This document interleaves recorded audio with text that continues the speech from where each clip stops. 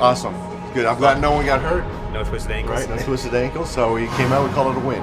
I thought it was tough to get your balance. I didn't expect that. I was worried that I would fall.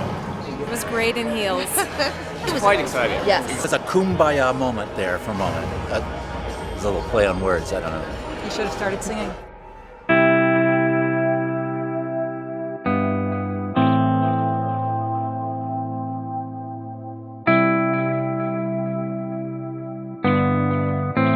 The good folks at Santerre have to come in and say, we're going to guide you through this. We're going to take you through this process. And it's very much of a Sherpa mentality of, hey, I've got you. I know what you need.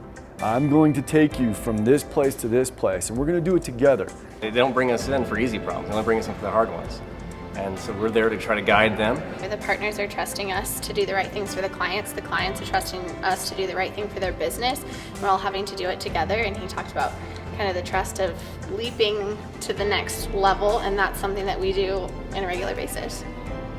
To blankly ask for trust is ludicrous. The truth is that's not how trust works. You know, trust is time-intensive, skin in the game, sweat together, be all completely committed to a project, falling down together. That's where trust is ultimately developed. As long and time-intensive it is to create trust, you can also lose it just like that. And I think that reminder can bring the best out of us.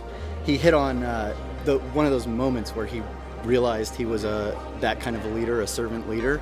And it wasn't because he'd read in a book or seen it or whatever. It was that test, that moment where it's either I do something for them or I do something for me, and he chose I do something for them.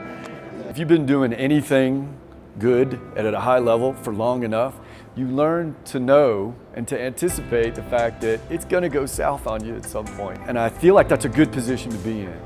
That's advantageous because you know that it's going to happen, and therefore it doesn't take me to the ground. I don't have to tap out because of it. We may not be able to pick that exact route that we had planned, but we're going to be okay.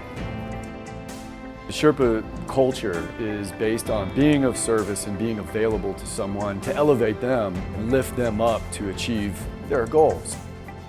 Teams are connected by a rope, and we're only as strong as the weakest link, and that we're all in it together. And I think that a high-functioning team acknowledges this rope team that they're on and understands sort of that ebb and flow and that strength and weakness and can compensate for that and elevate the people who need it when they need it. The leader doesn't always mean being the most important person. It means finding the places where you can have the most value for the team overall. In our roles, it's so important, and what Jeff talked about of changing roles and going from the front of the rope to the back of the rope, that's what we do every day at Santerre. We are very objective and goal-driven. It's important that we have these goals and objectives and summits that we aspire to, but that the reality is that the real value and the real lessons are all on the side of the mountain. It's the process, not the end result.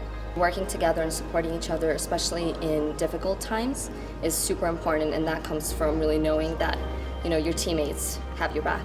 The Santerre leadership has created a very fertile field and perhaps planted some seeds, and now all the teammates, the rope team, has now come in as the teammates, good teammates do, and are now cultivating these seeds and watering the field. And now what you see is that you've got a high yield crop. It's a lesson that we can carry to all projects.